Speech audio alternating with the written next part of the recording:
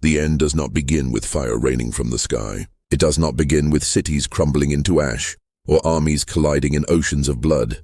The end begins quietly, with whispers that spread faster than bullets, with signs ignored until they become impossible to deny. Doomsday never arrives with a trumpet's call. It arrives disguised as tomorrow. For humanity, the beginning of the end was mistaken for victory. The final war, the war we called the Endgame, had been fought with every weapon in our arsenal, every ounce of courage left in our veins. It was a war of extinction, not just against our enemies, but against time itself. We believed if we won that war, if we survived that last trial, we would step into a golden age of peace. We believed Endgame was the conclusion. We were wrong. Endgame was not the finish line. It was the starting gun of something far more terrifying. The skies above Earth had once been filled with fire, fleets clawing for dominance, alien war machines blotting out the sun. For months, the world had been reduced to a battlefield where every city was a fortress, every street a graveyard, and every moment a gamble against annihilation. The day the Dominion fleet finally fell, when their burning warships scattered into the void, humanity erupted in cheers. The impossible had been done. We had won, but history is never so merciful. The survivors of Endgame carried wounds deeper than flesh. We had buried billions, sacrificed entire generations, and shattered our world to buy survival. In the silence after victory there was no peace, only echoes. The land was broken, resources gone, trust between nations fractured. Yet still, we told ourselves that humanity had endured its darkest night. We told ourselves the dawn had come, but in that fragile dawn, shadows already stretched long. The truth was simple and cruel. By fighting Endgame, by surviving it, we had awoken something far larger than we could comprehend. The Dominion's defeat was not the closing chapter of a war. It was the first note of a requiem that would echo across the galaxy. Their empire had not merely collapsed. It had ruptured, scattering fragments of chaos that would feed on themselves until the entire universe trembled, and at the center of it stood humanity. What the galaxy saw was not a battered species crawling out of the fire. They saw the impossible. They saw fragile mortals who should have been wiped away instead rise from extinction and claw victory from the jaws of despair. They saw defiance strong enough to topple empires. They saw a species that did not surrender, did not fear death, did not yield even when faced with absolute annihilation. To the broken remnants of enslaved species, humanity was a beacon. To the shattered lords of fallen empires, humanity was a threat. To the galaxy itself, humanity became something far worse. A question that demanded an answer, and questions like that ignite wars. The end, the true Doomsday, did not start with an invasion or even with violence. It began with the knowledge that humanity had tipped the balance. Every empire, every power, every remnant of control across the stars now had to reckon with us. To some, that reckoning meant alliance. To others, it meant extermination. To all, it meant fear. Fear is the soil in which apocalypse grows. The first signs were small. A colony gone silent in the outer rim. Trade fleets disappearing along routes once considered safe. Rumors of new weapons scavenged from the wreckage of Dominion warships. Weapons no one truly understood, but everyone wanted. Shadows moving in the aftermath of Endgame. Each side preparing for the next battle, even while telling themselves peace had been secured. But humanity knew better. Our victory had taught us something bitter. There is no such thing as the end of war. There is only the next fight waiting in silence, growing in the dark. And if Endgame had proven anything, it was that survival came not from peace, but from readiness to face oblivion. So humanity did not disarm. Humanity did not rest. Our armies remained mobilized, our scientists obsessed with salvaging alien wreckage, our leaders preparing for a tomorrow they refused to believe would be safe. The others called it paranoia. We called it memory. And in that memory the seeds of Doomsday took root. For every weapon we built, others built too. For every secret we uncovered, another empire uncovered 3. The galaxy became a furnace of ambition, stoked by fear of humanity and fear of extinction. Old rivalries flared to life and new alliances were forged not out of trust, but out of desperation. And then came the day the stars turned against us. It began with an artifact, unearthed in the wreckage of a Dominion flagship orbiting a dead world. A device older than the Empire itself, hidden within its deepest vaults. When human scientists touched it, when they woke it, they realized the truth too late. The Dominion had not been building an empire for control. They had been preparing for survival, because something greater than even they had feared was coming. The Endgame had not been the end at all. It had been the test, and we had passed. The device whispered across the stars, its signal reaching corners of the galaxy untouched by war, awakening forces long dormant. In our victory we had lit a beacon, and that beacon called to something ancient, something hungry, something patient enough to let the empires of the galaxy weaken themselves until the time was right. That time had come. So when humanity looked to the stars, believing we had secured peace, we instead found eyes staring back. Eyes that had waited for millennia. Eyes that saw not victory, but prey. And it was then we understood the cruel truth. Doomsday does not arrive after Endgame. Doomsday begins because of Endgame. The end of one war is the spark of another, and the final battle was never truly final at all. It had only been the opening move. The first tremors of Doomsday were not explosions. They were whispers. Whispers of civilizations stirring in the void, whispers of ancient technologies awakening after millennia of silence, whispers of enemies too vast to comprehend. Humanity, still clinging to its fragile victory, failed to understand the scale of what had begun. It was the colonies on the rim that felt it first. They were the fragile outposts of human expansion, built on worlds barely tamed, where settlers worked under alien suns and sent their hopes back to Earth in streams of data. When the transmissions ceased, humanity's leaders assumed technical failure. But those who had fought Endgame knew better. Silence is never empty. It is the shadow of something larger moving unseen. The rescue fleet sent to investigate found nothing. No wreckage, no bodies, no signs of battle. Entire colonies erased as though they had never existed. Crops still growing in fields, machinery humming, homes left open. But the people were gone. The galaxy had witnessed war, annihilation, enslavement. But this was different. This was hunger. Whispers spread faster than light. Alien merchants whispered of harvest fleets moving in the dark. Smugglers swore they had seen worlds turned into hollow shells. Scholars piecing through Dominion records began to murmur about something called the Architects, a name buried in myth, a species never seen but always feared. They were not conquerors. They were not rulers. They were erasers, predators whose prey was civilization itself. And now, because of Endgame, they knew we existed. Humanity's leaders debated in council chambers, their voices raised in arguments fueled by fear. Some insisted it was only rumor, that no proof existed, that chasing shadows would destroy what little hope of peace remained. Others, hardened veterans of the war, demanded mobilization, demanded readiness, demanded humanity act before the shadows grew teeth. But humanity was fractured. Endgame had left us scarred, divided, exhausted. Nations no longer trusted one another. The alliances forged in desperation during the war began to fray. Old rivalries re-emerged, and in the cracks, fear festered. It was then the first warning arrived, a transmission unlike any other, picked up simultaneously by every listening post in the galaxy. A message not spoken in words, but in pulses of sound and light that bypassed language entirely. Every being who heard it understood its meaning instinctively, as if it were etched into their bones.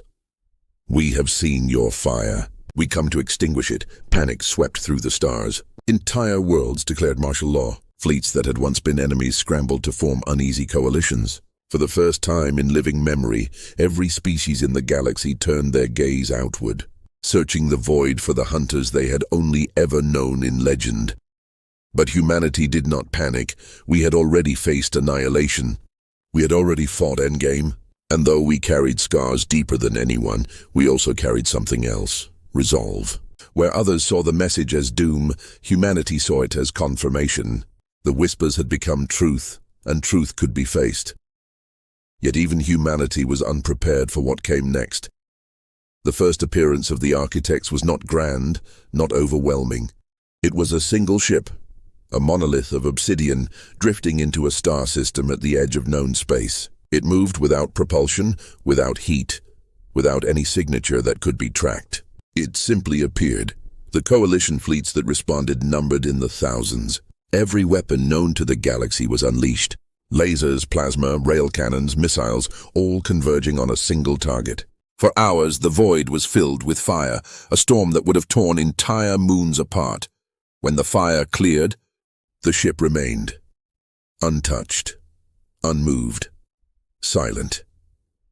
And then, without firing a single weapon, it consumed them. No explosions, no wreckage. The ships vanished, erased in an instant, as though they had been plucked from existence. The screams of their crews were cut off mid-breath, their signals gone as if they had never lived. In the silence that followed, the monolith drifted away, leaving only terror in its wake. The galaxy had seen war, but this was not war. This was extermination. Humanity's enemies once mocked us for our mortality, for our fragility, for our fear of death. But in that moment, as the galaxy trembled before the architects, it was humanity that stood firmest. Because we had faced the void before, and we had refused to break. It was humanity that declared the first vow. We will not be erased. It was humanity that rallied the fractured alliances, that demanded unity when others despaired. Our scars had become our strength. The horrors of Endgame had taught us what the galaxy now needed to learn. That survival is not found in peace or in hope, but in defiance, in the refusal to surrender even when defeat is certain. But even as humanity spoke with fire, the architects moved with silence. Their monoliths multiplied, appearing in systems across the galaxy, each one erasing fleets, devouring colonies, swallowing civilizations whole. No one could predict where they would strike, no one could fight them directly, no one could understand what they were. And yet, amidst that chaos, a pattern emerged. The architects were not striking randomly. They were moving along the scars left by Endgame, following the trails of destruction the Dominion had carved across the stars. Every world touched by that war, every battlefield littered with wreckage, became a target. The Dominion had fled from them for centuries, and in their fall, they had left us exposed. Endgame had not ended the war. It had only unlocked the gates to the true battlefield. For humanity, this revelation struck harder than any weapon. We had believed our sacrifices had brought peace, but now we saw the truth. Our victory had only painted a target on our backs. The Dominion had fallen, but the predators they had feared most now looked to us as the next prey. And as the galaxy spiraled into fear, as civilizations vanished like smoke, one question grew louder than all others. What happens when humanity, the species that does not fear death, faces an enemy that does not recognize life? The galaxy's greatest strength had always been its diversity. Countless species, countless worlds, countless perspectives. When united, they could form coalitions that spanned the stars. But diversity was also its greatest weakness. Trust was fragile. Unity was fleeting.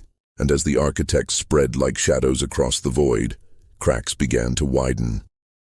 Humanity, though scarred from Endgame, was the first to see it. We had already lived through the collapse of alliances, through betrayals and desperation. We recognized the signs. Worlds that promised to stand together began fortifying their own borders.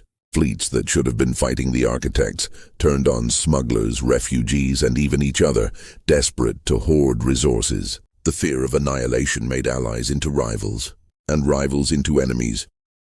But humanity could not afford hesitation. Our leaders stood before the Galactic Council, a body that had once dismissed humanity as primitive, and demanded action. If we do not stand together now, they warned, we will not stand at all.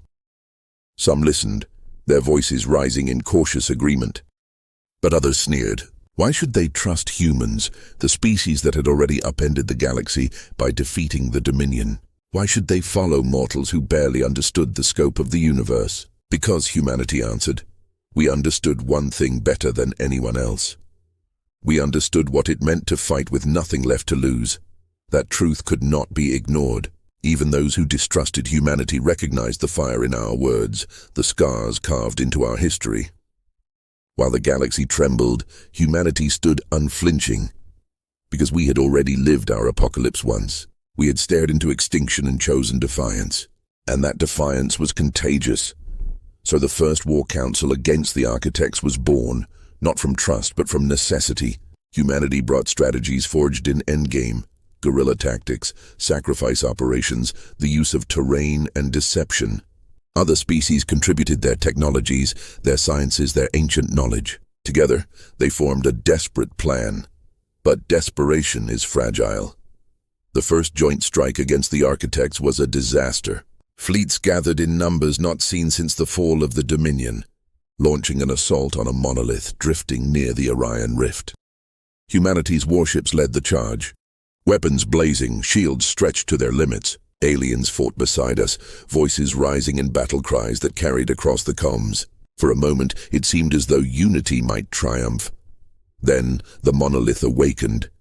Its surface shifted, rippling as though it were alive, absorbing every weapon hurled against it. When the combined fleet tried to retreat, the monolith pulsed. Entire ships folded inward like paper, crushed into nothingness without fire or sound. Screams filled the channels, desperate orders turned to static, fleets scattered into chaos. When the survivors limped back to council, unity shattered. Accusations flew. Some blamed humanity for leading the charge, others accused rival species of holding back their strength. The council nearly dissolved in fury, but humanity held fast. "This is not war as we know it," our commanders said. "We are fighting something older, something beyond the weapons we have built. We cannot win through firepower alone. We must understand them." Understanding, that was the word that shifted the galaxy's focus. So humanity turned to the wreckage of Endgame. Buried in the ruins of Dominion fortresses and warships were fragments of knowledge the architects had once driven them to hoard. The Dominion, for all its cruelty, had spent centuries preparing for this fight. And now, with their empire gone, their secrets were ours. Scientists worked tirelessly, piecing together scraps of data and half-burned records. What emerged was horrifying. The architects were not conquerors. They did not seek power, wealth, or territory. They were erasers. They consumed civilizations not out of malice, but out of design. The galaxy itself had once belonged to them, and every empire that rose afterward had done so in the shadows they left behind. Endgame had awakened them, not because of our defiance, but because of our fire. We had burned too brightly. Our survival, our refusal to yield, had sent a signal that echoed across the void. And the architects had heard it. That truth weighed heavily. Humanity had not just survived Endgame, we had invited Doomsday. But if humanity was guilty of awakening them, then humanity would also be guilty of stopping them. The architects could not be fought with fleets alone. They moved beyond the laws of physics we understood, wielding power that bent reality itself. But the records revealed something else, a flaw. The Dominion had called it the fracture, a weakness not in the architects themselves, but in their process. They could erase civilizations, but not without leaving echoes, fragments of energy, broken patterns, splinters of what once was. Those splinters could be tracked, perhaps even turned against them. It was not much. It was not enough. But it was a chance, so humanity proposed something unthinkable. A war fought not with weapons, but with sacrifice. Fleets would not attack the monoliths directly. Instead, they would bait them, lure them into traps where fractured energy fields could be unleashed. Every battle would cost lives. Every victory would be bought in blood, but it was the only strategy that offered survival. The council was horrified, but humanity's voice was calm, unwavering. "We are already dead. We fight so the galaxy may live." That was the moment the galaxy understood why humanity terrified them. We did not cling to life, we wielded death as a weapon. And in a war against erasers, that weapon was the only one that mattered. The first test came swiftly. A monolith appeared near the colony of Luthian Prime, one of humanity's most fragile outposts. Instead of evacuating, humanity stood its ground. Ships surged forward not to destroy, but to die in the right places, scattering fractured energy fields into the void. The colony itself became a beacon, drawing the monolith in. When it reached for the world, the trap snapped shut. For the first time, a monolith staggered. Its surface rippled not with hunger but with pain. The galaxy watched in awe as the impossible occurred. An architect had been wounded. The victory was not clean. Hundreds of ships were lost. Luthien Prime was scarred beyond recognition. But the monolith retreated, and that retreat was the first true hope the galaxy had felt since the Whispers began. Hope born not of survival, but of sacrifice. The architects had met their match, not in strength, not in technology, but in humanity's willingness to fight as if death meant nothing. But victory carried a shadow. The architects had learned, and as they withdrew into the dark, the question that haunted every survivor was not whether we had won. It was what they would unleash next. The retreat of the first monolith should have been a triumph. For the first time in living memory, the architects had not consumed, but recoiled. Across the galaxy, the footage of the Luthien Prime stand was replayed endlessly. Human warships burning, energy fractures tearing at the void, and then the sight of the impossible, the architects stumbling back. It was proof that the enemy could bleed, that Doomsday was not unstoppable, but victory has two faces. One inspires courage, the other awakens vengeance. The architects returned not with one monolith, but with three. They descended upon the Karthos expanse, a region of alien worlds untouched by Endgame, rich in life and untouched ecosystems. Entire fleets scrambled to defend it, fueled by the belief that if humanity had drawn blood, then surely the coalition could strike harder and deeper. But the architects were not repeating themselves. They were adapting. The first wave of defenders vanished within minutes. Energy beams that had once seemed predictable now split into tendrils, lashing out to erase ships before they could even fire. The fractured energy fields humanity had discovered no longer caused pain. Instead, the architects twisted them, reflecting the attacks back at their creators. By the time the battle ended, the Karthos expanse was gone, its planets hollowed, its people erased. The galaxy wept, and then it despaired. For a brief moment, it seemed humanity's fire had only delayed the inevitable, buying hope that was nothing but a cruel illusion. Entire sectors turned inward, abandoning the coalition. Some declared neutrality, swearing their survival depended on submission. Others accused humanity of arrogance, insisting that our obsession with defiance had doomed everyone. But humanity did not yield. "We cannot surrender," our commanders said, "because they do not accept surrender. There is no bargain, no mercy. There is only defiance." That message spread raw and uncompromising. Humanity did not sugarcoat the truth. Doomsday was here and no one would escape it. But while others trembled, humanity spoke of choice. Not survival, but how one faced the end. "You can die hiding," our soldiers told the galaxy, "or you can die fighting. One leaves nothing, the other leaves a legacy." It was not hope that rekindled the coalition. It was pride. And pride, once kindled, burns hot. The galaxy began to follow humanity's example. Entire species, once pacifists, turned their ships into weapons. Nomadic traders who had never fought now sailed into battles knowing they would not return. Armies carved mottos into their armor, inspired by human defiance. "We do not surrender. We are already dead. We fight for tomorrow." But humanity knew the truth hidden beneath that fire. Inspiration alone would not win. Sacrifice could wound the architects, but wounding them was not enough. If Doomsday was to end, humanity had to find a way not just to resist, but to kill. The search for that answer led back to the Dominion's ruins. Among their deepest vaults, hidden behind firewalls and encryption so advanced even alien minds struggled to decode it, lay fragments of their final plan. They had called it Project Ashes. It was not a weapon in the traditional sense. It was a theory. The Dominion believed the architects were bound not by their ships, but by their existence in a reality parallel to our own. They were intruders, their monoliths only shadows of something larger. To destroy them, one would need to sever that connection, to tear open the bridge between realities and collapse it. But the Dominion had never completed the weapon. They had been too afraid, too divided, too consumed with their empire's survival. Humanity, however, was not afraid. When the galaxy heard the details, horror spread. Project Ashes required more than fleets. It required the sacrifice of entire worlds. The weapon could only be powered by harnessing the life force of civilizations, converting their existence into fuel for a detonation that could sever the architect's tether. It was monstrous. It was unthinkable, and humanity said yes. Because to us, there was no difference between dying in silence and dying with fire.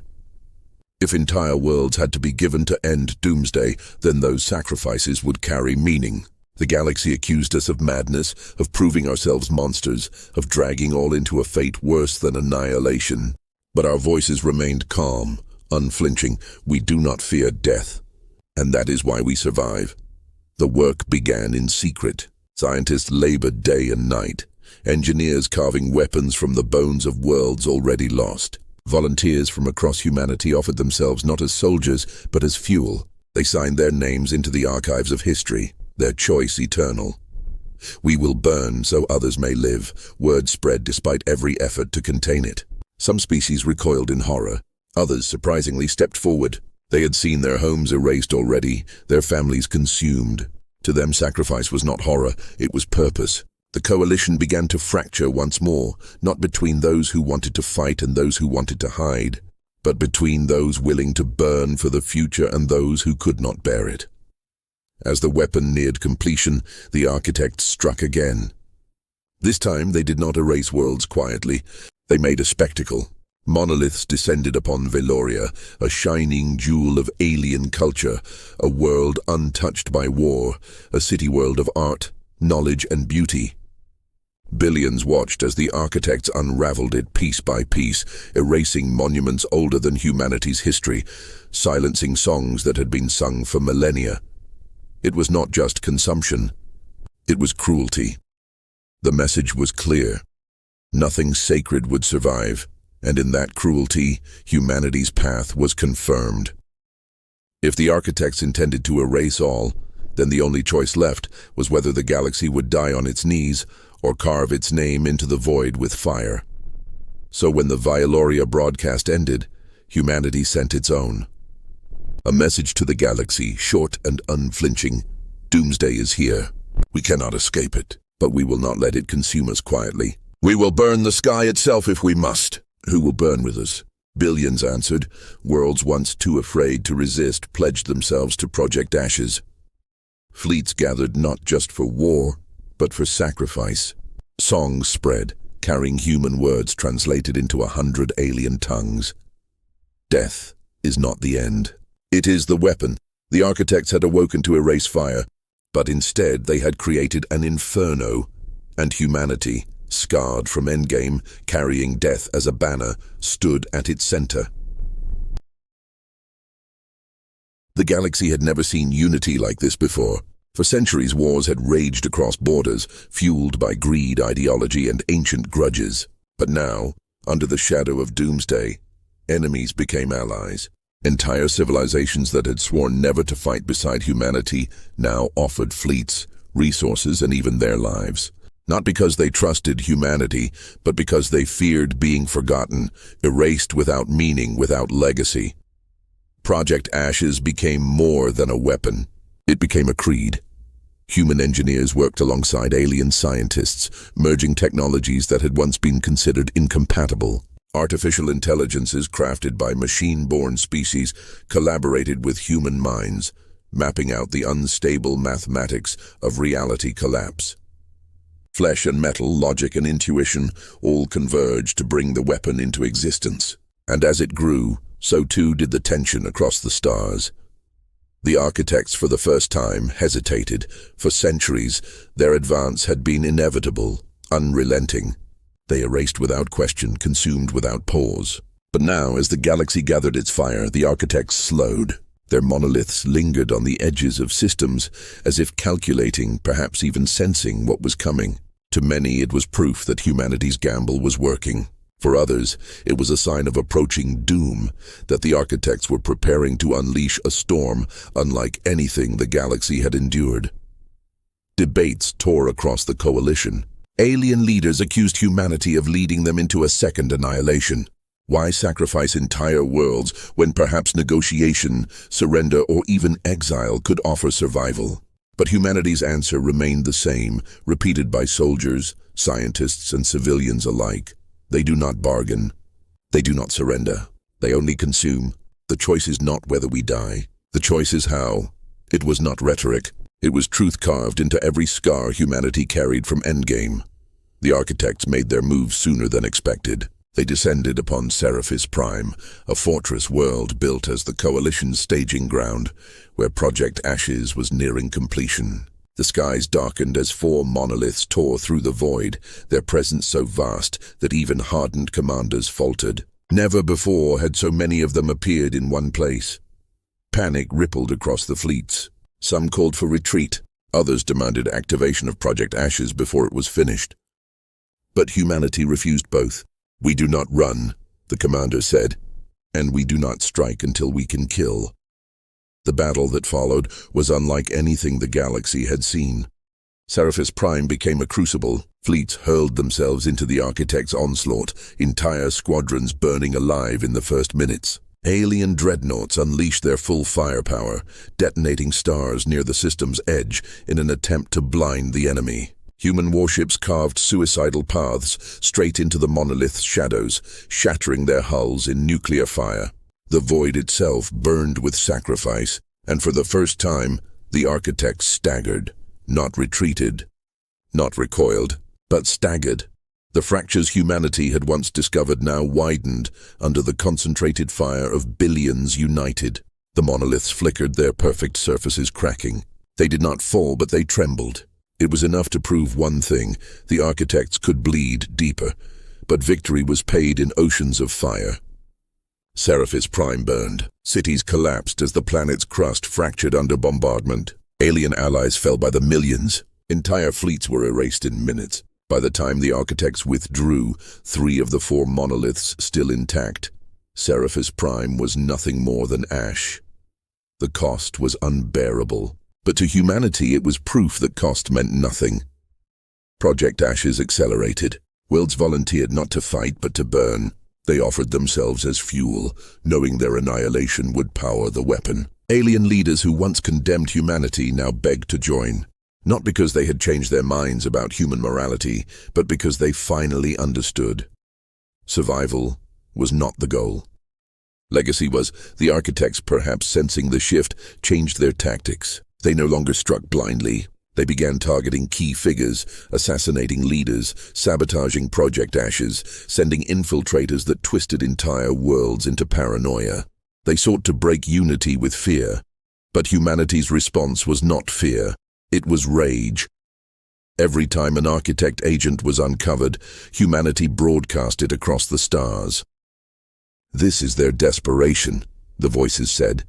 "They fear us now. They fear the fire we will unleash." Those words carried further than any weapon.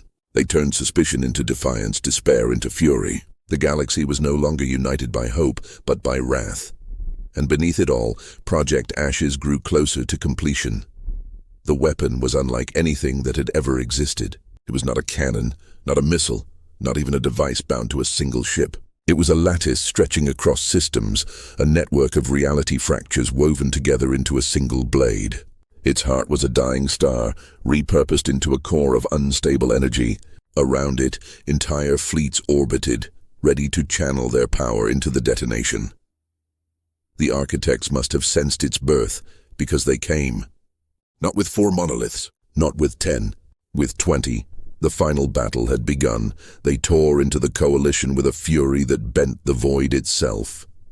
Fleets that had stood for centuries were erased in seconds. Stars shattered under their advance. But humanity had expected this. Humanity had prepared for this.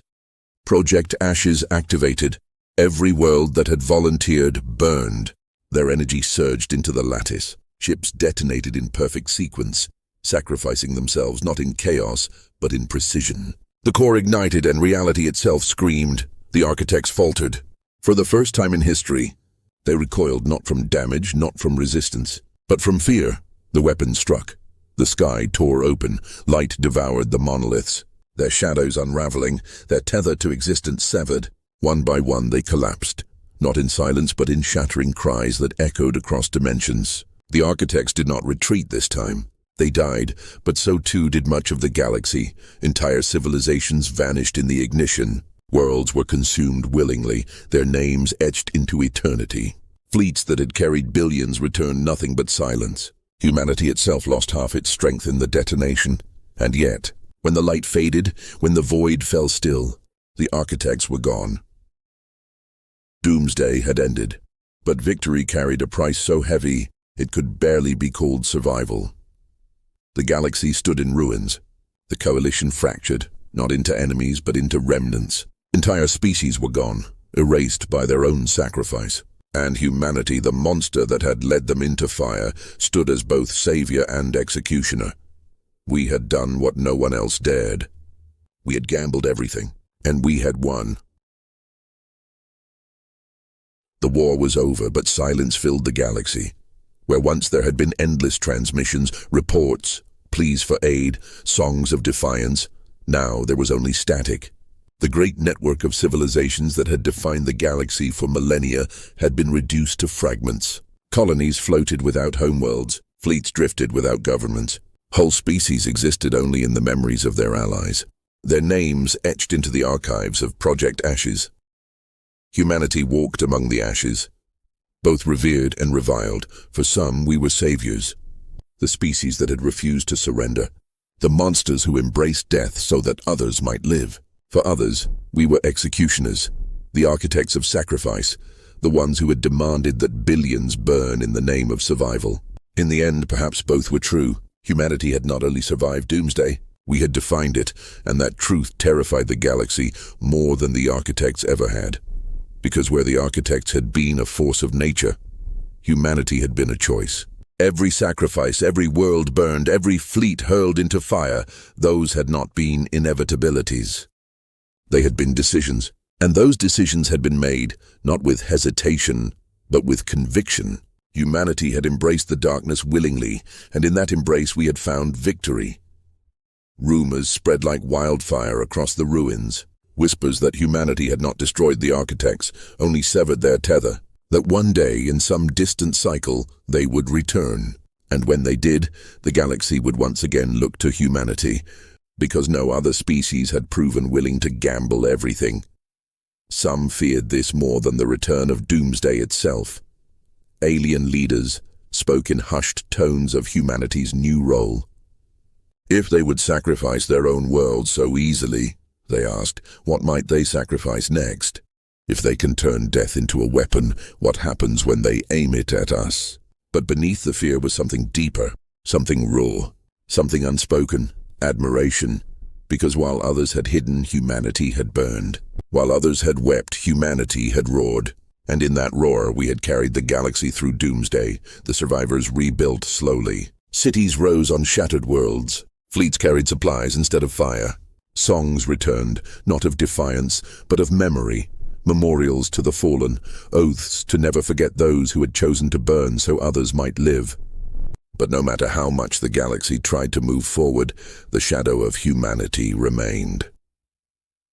Children of alien worlds grew up hearing human words carved into their schools. We do not fear death.